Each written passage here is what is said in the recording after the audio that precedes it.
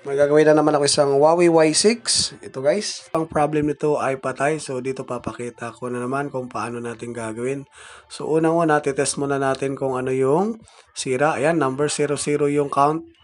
At try natin sa power kung ano yung lumalabas. O ulitin lang natin. Ayan.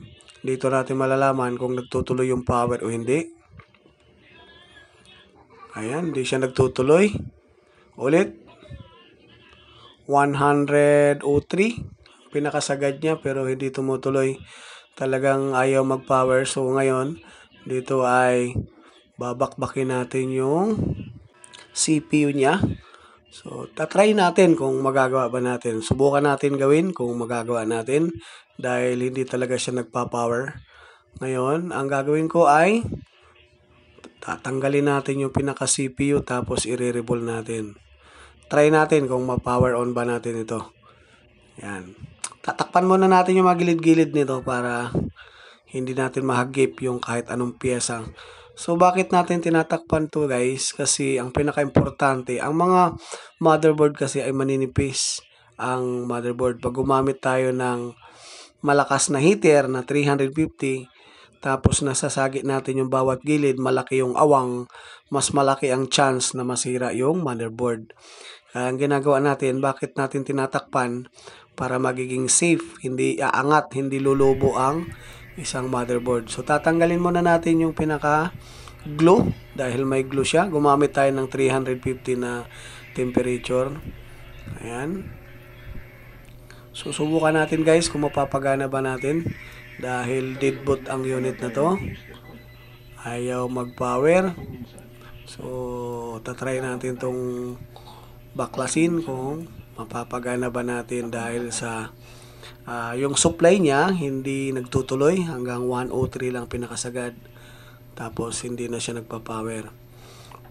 Ang dating ano dito, may ginalaw na rin siya, ginalaw na yung power IC pero hindi pa rin tumuloy. May una nang gumawa pero hindi natin ginalaw yung power IC na ginawa nung una. Iibahin natin yung gagawin natin dahil may ubang gumalaw na dito. Yun nga lang, yung sa CPU hindi kasi nila ginalaw. Kaya dito tayo magpo-focus ngayon. Ayan. Gamit tayo na 350 na hot air ang init, tapos 23 ang hangin. Ayan guys, aantayin lang natin na magkulo-kulo, may kumukulo na parang tubig sa gilid, saka natin dadahan-dahanin. So ang ginagamit ko pang sungkit, hindi na ako magamit nung tinutusok kasi minsan pag yung pangtanggal kasi guys ng CPU, yung pangtusok, minsan nagkakaroon ng error doon sa motherboard. Ang ginagamit ko talaga lagi, ito yung sinusungkit ko lang yung CPU dahil dito ako sigurado na safe ang CPU. Basta dahan-dahan lang siyang iangat, wag lang madaliin. Kasi pag minadali mo siya, may chance na mabunot din yung mga pin, mga pinaka-copper sa board. Kaya alalay lang talaga siya. Ayan.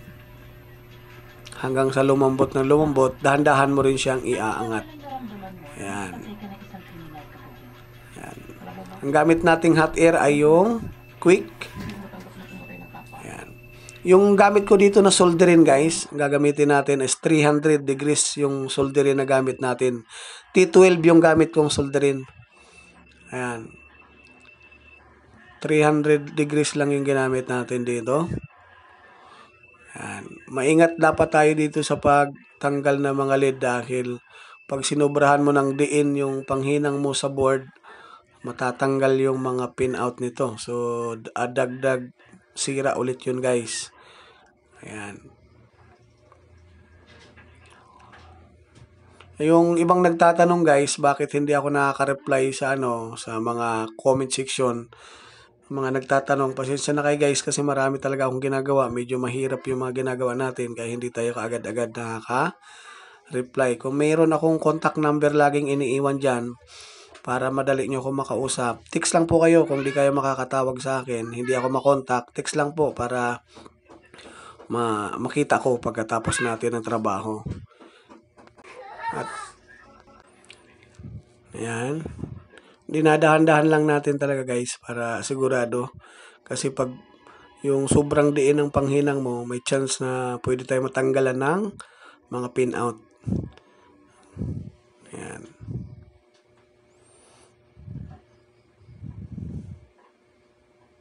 Try natin kung mapapagana natin.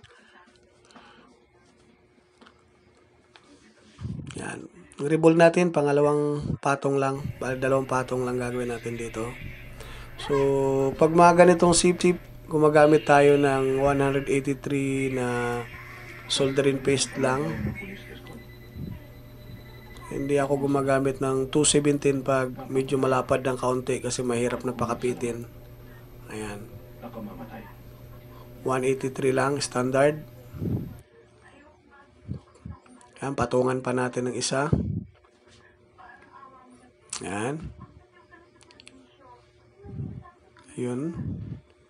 Ito yung pinakamahalaga guys kasi pag hindi mo siya pinatungan ulit, manipis masyado.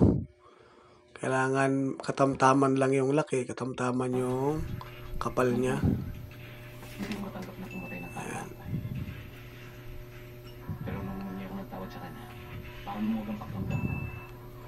Ayun, ayos na to. Tapos, lapag na natin. Ayan. Konti lang din nilalagay natin na flux para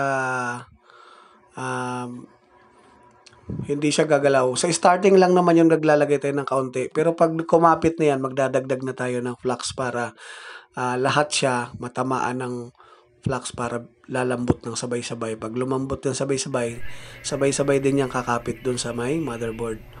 Ayan. So, gamit pa rin tayo ng 350. Hindi tayo nagbabago. Ayan. Dito natin malalaman guys, pag natapos to, dito natin makikita kung tatakbo ba talaga siya o hindi. Ayan. Titignan natin. So, dagdag tayo ng flux kaunti. Ayan. Pwede mo na siyang dagdagan ng marami pag ganito na nakakapit na siya guys. Para sabay-sabay siyang malulusaw. Pag nalusaw kasi siya, yung makinang na makinang talagang kapit na kapit siya. Yun ang kinakalabasan. Yan. So, yan. Lusaw na siya guys. So, dito natin malalaman pag natapos to. So, try lang naman natin kung mapapower on natin dahil may gumawa na rin iba dito. So, subukan lang natin.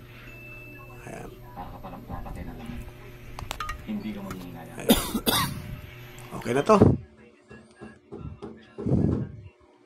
So, ayan. Tanggalin muna natin yung mga pandikit sa gilid para hindi sa gabal kasi kung nandun pa rin. Ayan. Check natin yung switch. Power on na natin. Dito, malalaman natin kung mabubuhay ba. Ayun, nabuhay. Natsambahan natin guys.